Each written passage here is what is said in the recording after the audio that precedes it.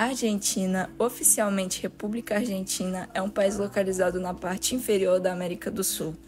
Cobre uma área de 2.780.400 km², tornando o segundo maior país da América do Sul depois do Brasil e o quarto maior país das Américas e o oitavo maior país do mundo. Ditadura militar argentina. A ditadura na Argentina começou com um golpe de Estado levado a cabo pelos militares, que tomaram o poder no país. Durante o seu mandato, foi um dos governos mais autoritários da América Latina no século XX. Na segunda metade do século XX, vários governos ditatoriais surgiram na América Latina. Estas formas de governo eram geralmente comandadas pelos militares que assumiram o controle do país, geralmente através de golpes de Estado. A situação do mundo na época era a de Guerra Fria, portanto, esses defensores da extrema-direita governavam com o discurso de combater os males do comunismo em seus respectivos países. Em termos de viver sob uma ditadura militar, a Argentina teve circunstâncias semelhantes à do Brasil. A tomada militar em 1966 marcou o início da ditadura argentina. Em 28 de junho daquele ano, o presidente Arturo Illia, que tinha status oficial definido pela Constituição, foi destituído do cargo. Surgiu-se uma série de regimes militares até 1973. Mesmo enquanto a ditadura militar do Brasil durou 21 anos, a ditadura da Argentina durou apenas 7, o que foi tempo suficiente para os governantes autoritários começarem suas inúmeras atrocidades. Semelhante ao Brasil, a Revolução Argentina foi o nome dado por aqueles que apoiaram a ditadura na Argentina. O Estatuto da Revolução Argentina, que autorizou operações militares, entrou em vigor logo após a independência do país. O objetivo dos conspiradores golpistas era permanecer no poder o tempo que fosse necessário para encontrar uma solução para todos os problemas enfrentados pela Argentina. Devido a um estado de sítio quase contínuo, a nova Constituição proibiu a atividade dos partidos políticos e aboliu quase todos os direitos civis, sociais e políticos. Era a derrocada da cidadania. Ao longo do período do governo militar, 3 indivíduos ocuparam o poder: o general João Carlos Onganía, general Roberto Marcelo Levingston e o general Alejandro Agustín Lanusse. Entre 1966 e 1970, João Carlos Onganía ocupou o comando, mas a sua autoridade foi minada pelas manifestações. A liderança do país foi assumida pelos comandantes em chefe conjuntos das Forças Armadas, que optaram por propor o general Roberto Marcelo Levingston para o presidente em seu lugar. Devido à sua incapacidade de manter o controle sobre as condições políticas, econômicas e sociais na Argentina, Levingston era um militar anônimo e governou a nação até 1971. O general Alejandro Agustín Lanusse, o homem forte da ditadura, assumiu seu posto. Ele ocupou o cargo de 1971 a 1973 e o povo não gostou da sua administração porque se concentrava na construção da infraestrutura do país. As crescentes manifestações populares causaram as eleições para novos presidentes da Argentina em 1973. A população queria Perón no governo do país, mas o candidato do povo foi barrado pelo então presidente militar, que alterou as leis eleitorais da Constituição de forma que barrasse sua candidatura. Impossibilitado de ser eleito, Perón e o povo passaram a defender a candidatura de Héctor José Câmpora, que saiu vitorioso do pleito. Durante a era brutal e violenta da ditadura militar na Argentina, estima-se que cerca de 30 mil argentinos tenham sido sequestrados pelos militares. Os oponentes que conseguiram escapar com vida deixaram a Argentina, totalizando cerca de 2,5 milhões. Os militares afirmam que mataram apenas 8.000 civis e que pessoas poderosas usaram técnicas horríveis de assassinato e tortura. Mesmo após o fim da ditadura, a Argentina ainda era marcada por um sistema autoritário de governança. A extrema instabilidade econômica e social durante a era democrática impediu que muitos presidentes cumprissem integralmente seus mandatos. Considered one of the most prolific in Latin America, Argentine literature presents works in numerous genres, and among its representatives are Ernesto Sabato, Leopoldo Lugones, Júlio Cortázar, and Jorge Luis Borges. Among the first works found by historians, the short story The Slaughterhouse by Esteban Echeverría is considered the founder of Argentine literature. This account dates back to the 19th century and is a description of the brutal way in which cattle were tortured and murdered in Buenos Aires. According to some critics, the tale in a realistic style does not match the works produced at the time. Echeverría was considered a political author, and in addition to this short story, he wrote Don Juan, Carlos, Mangora, La Pole y el Amor y el Patriotismo, among other titles. Another important name for Argentine literature was Domingo Faustino Sarmiento, who in 1845 published Facundo, a work that presents Facundo Quiroga, an Argentine caudillo portrayed as an icon of barbarism. Describing it in this way, Sarmiento places himself on the other side, favorable to the civilization and progress of the Argentine nation.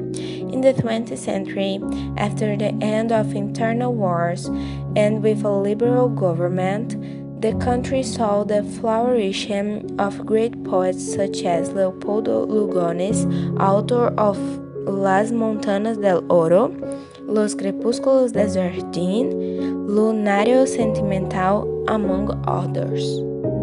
In the 1940s, the names of Jorge Luis Borges and Júlio Cortázar were established. The former author of books of short histories such as Ficciones and LLF was wronged for never having won a Nobel Prize in Literature, in the opinion of critics. The second, considered one of the most innovative and original authors of his time, has as his best-known work, Rayuela, published in 1963, as well as influential books such as Las Armas Secretas and La Isla y Mediodía y otros relatos. Poetry of Resistance. Poetry has also played a vital role in the artistic expression of resistance. Poets such as Joan Gemen and Alejandra Pizarnik use poetry to convey pain, hope, and resilience in the face of repression, exile, and diaspora. Many Argentine writers were forced into exile during the dictatorship, and their works often address themes of identity, belonging, and longing. Manuel Pugin, author of The Keys of the Spider Woman, was a notable example of this function and social criticism. Authors such as Juan José Saez and Oswald Soriano explored political, social, and cultural issues for function. They use allegories and metaphors to criticize repression and censorship. These authors not only documented the horrors of the dictatorship, but also helped to keep alive the historical memory of the events and the voice of the resistance. His works, often right at personal risk, are powerful reminders of a dark period in Argentine history. Through literature, Argentina found a way to confront the collective trauma and remember the victims of the dictatorship, while also challenging official narratives and denouncing human rights violations. It continued to influence subsequent generations of writers and contribute to the understanding of this dark chapter in the country's history. Main characters of this period: testimonial literature. One of the most prominent literature genres has been that of the testimonial literature, in which authors such as Rodolfo Walsh and Jacob Timerman courageously document the human rights violations and atrocities committed by the regime.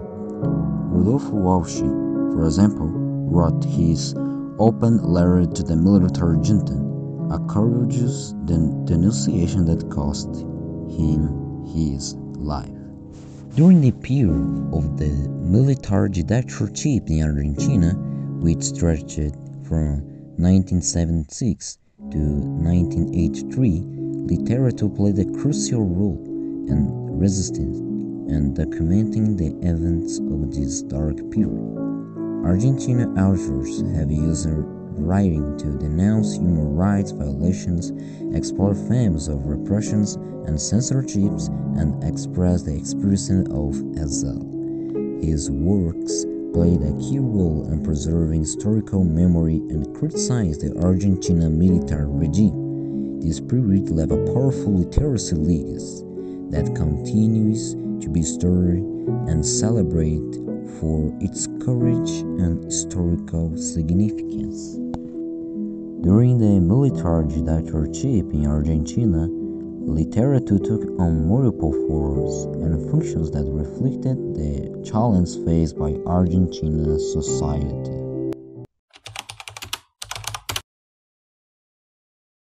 Counterculture, Argentine rock and roll. There was a double foundation of rock music in Argentina, one in 1950, linked to the music coming from the United States, where the body was an important tool of expression, and another, more aligned with the counterculture, started after 1965, which had the England as a reference. In this way, the purpose of this work is to reveal the main musical expression of young people produced in Argentina in the period leading up to the stage they marketed as the first rock, from 1965 to 1975. To this end, the events that stimulated interest in rock and music are presented. Role and the emergence of the first museums dedicated to young music in Argentina, the Spotlight. It is given to the first artists who sang to the rhythm of rock back in the 1950 years, such as Eddie Pequenino, Billy Cafaro, and the artists of Club Del Plan. A great success of the song Youth of the 1960. In 1957, many spectators in Argentine movie theaters were introduced to a new dance through the Noticiero Panamericano from 1940 to 1970. A brief news program that was obligatory screened before the beginning of the films and which dealt with various themes, ranging from the entertainment to the politics. Young men performing frantic movements appeared on the screen, accompanied by an arid test, which spared no qualifiers to mark astonishment and distancing from the elaborate choreographies. While he admitted that the era had come of rock, the narrator forewarned the young dancers were members of a stranger sect, regrets that the today balls are so far removed from those of Balzac and Stendhal. It could, since nearly 100 years separated the Parisian salons from the dance clubs where the Argentines were now indulging in a new and not so well understood rhythm. Ever since the chords of a new song from the United States resonated in Argentina until its growing popularity in the country, it was already closely watched by authorities and family members who considered her dangerous and obscene. In this way, even before the presentation produced by Noticiero Panamericano, the young Argentines were already dancing to the rhythm of their melodies. Meanwhile, conservative sectors followed with astonishment this new and strange music. The songs of Chuck Berry, Buddy Holly, and especially Bill Haley and Elvis Presley, landed in Argentina as soon as they appeared during the second half of the 1950s, and have definitely contributed to the popularization of this musical genre, and especially among the younger. One of the events most often mentioned by the source as a trigger for the movement rock, not only in Argentina, but in other, for example, South American countries such as Brazil, Chile, and Peru, is the release of the film Blackboard Jungle, 1955. In 1956, Bill Haley and his comment starred in highly successful film of the same name group, Rock Around the Clock, which in the Spanish translation became known as Al Compás del Reloj, which premiered in Argentina later that year. In addition to Haley, they acted in the film other musicians who were beginning to become as popular as rock and roll itself, such as the Platters' Johnny Johnson, as well as disc jockey Alan Freed. The highlight for the latter is due to the fact that Alan Freed is not only the creator of the term rock and roll, but also the creator of the term rock and roll. He was also largely responsible for the popularizing the genre among young people whites in the United States. The effects of this debut were even more intense than those previously observed with Blackboard Jungle and left a few broken armchairs along the way. In Buenos Aires, the last shy boys and girls abandoned their seats to the dance with your screen idols.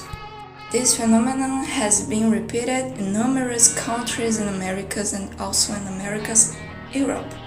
An article published in Folha de São Paulo in October 1956 reports the debut of the film in London. The note stated that an English journalist who followed the projections, "I had never seen a spectacle like it." Nascido no dia 5 de novembro de 1946 em Buenos Aires, Argentina, Alberto Raul Lernoud, mais conhecido pelo seu nome artístico Pipo Lernoud, além de ser jornalista e também poeta, compositor e percussor da agricultura ecológica na Argentina. Considerado um dos fundadores do rock nacional argentino, ele foi o pioneiro do hipismo, habitué dos míticos de la Cueva e do tanguito, e Lito Nenambia, letrista de Miguel Abuelo, fundador do Expresso Imaginário e a revista que difundiu o rock e a contracultura durante a ditadura. Seus poemas, que foram postados em suas revistas, abordavam um tema muito característico da contracultura. Em 28 de setembro de 1967, junto com seus colorados Mário Rabei e Hernán Pujol, foi o promotor do primeiro encontro hippie da Argentina, realizado na Plaza General em San Martín, em Buenos Aires. Em 1967, instalou-se com Tanguito e Miguel Abuelo em Capilla del Monte para experimentar a vida da terra, inspirado no amor pelo campo desde criança e no movimento hippie, que ganhava força naquele ano, mas ficou por lá apenas um ano. Apesar de ser apresentado como poeta desde a década de 1960, Lernout publicou seu primeiro livro de poemas em 2006, intitulado Sem Tempo, Sem Memória. Os temas que foram sustentados, os poemas e a ação ambiental de Lernout estão relacionados à filosofia oriental, meditação e experiências psicodélicas e yoga. O poeta Jacob Friedman, conhecido principalmente como Marginal, é uma das figuras mais representativas da vanguarda argentina, mas não só. Nascido em El Rey, que hoje faz parte da Moldávia, Friedman chegou criança a Buenos Aires, aos 4 anos com a família de imigrantes. Aos 21 anos deixou a casa dos pais. Judeu, se convertia ao cristianismo, por complexo com toda a conversão, que seria registrado em suas poesias. Ele publicou 3 livros, Molino Rojo, em 1926, Hecho de Estampas, 1930 e Estrela de la Manana, 1931. Considera-se que sua obra resistiu ao teste do tempo e ainda hoje pode ser lida como contemporânea. Durante seu período criativo, Feina escreveu e viveu quase sempre à margem dos currículos artísticos e sociais do seu tempo. Este limbo que levou às circunstâncias extremas em que viveu, e que mais se fala do poeta é da sua obra, despertando interesse pela sua poesia mais do que pela sua biografia. Inclassificável, o marginal são características que ainda persistem quando se fala sobre o poeta Friedman. Não se pode negar que esteve preso durante 28 anos no famoso hospital neuropsiquiátrico JT Borda, em Buenos Aires, onde faleceu aos 72 anos. A obra de Friedman foi coletada pela primeira vez em 2005, Jacob Friedman, Poesia Completa. É publicado pela Ediciones de la Doc, Buenos Aires, que também incluiu os poemas No Reunido em Libro e La Cantiga de Pasión, Buenos Aires, em 2019. Foi escrito por Friedman durante seu estágio no Hospital Borda, em meados da década de 1950 e o início da década de 1960. Os poemas foram selecionados pelo próprio poeta e pretendem constituir um livro, mas não serão publicadas. A principal biografia de Friedman, talvez a única, Friedman, o poeta entre duas vidas, foi publicada em 1992 por um amigo, o advogado criminal e escritor Juan, que frequentava o mesmo meio literário da vanguarda na época, Juan Jacobo Barjalha, poeta e tradutor. El Expresso Imaginário foi uma revista argentina fundada em agosto de 1976. Seu conteúdo abordava diversos temas de ponto de vista alternativo, temas pouco abordados pela mídia de massa, e um deles era o rock. A revista foi importante para a contra-Argentina.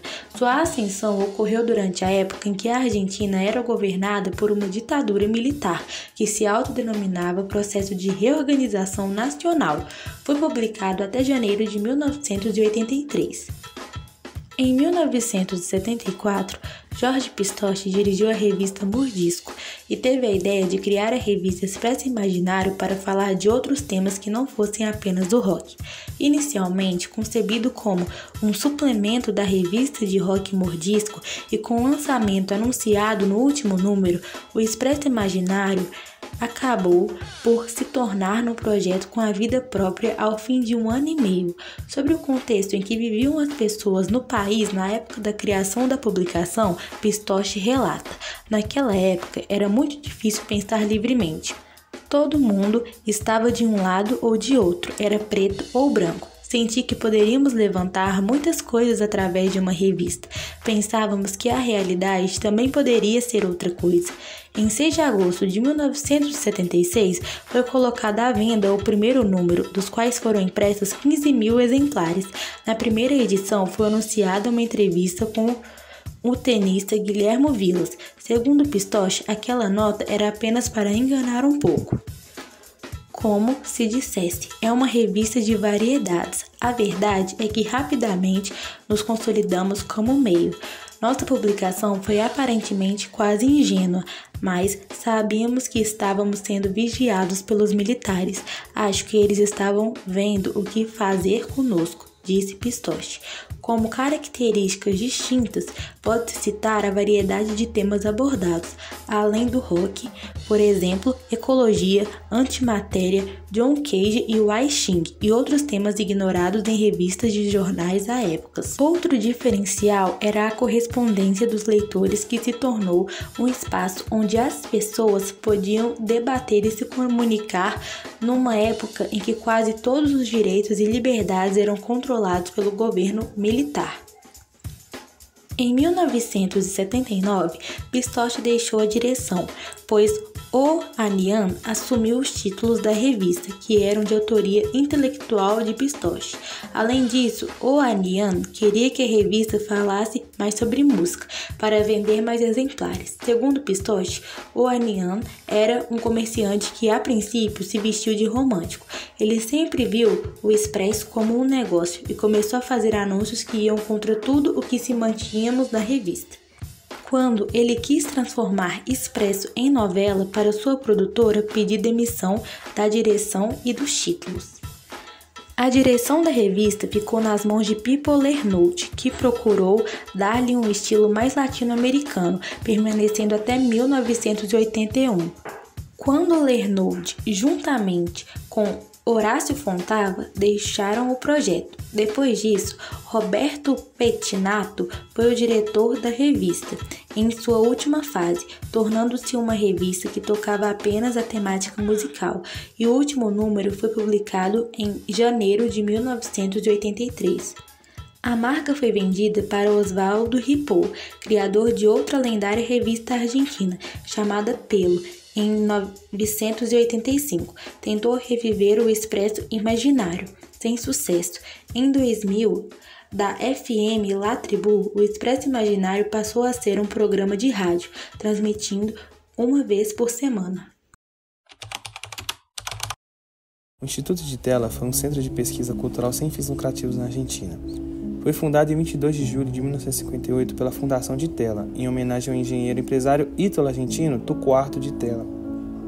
Contava com diversas salas de exposição e um auditório para 244 espectadores. Atingiu seu maior apogeu em 1965 até 1970, quando era o templo da vanguarda artística.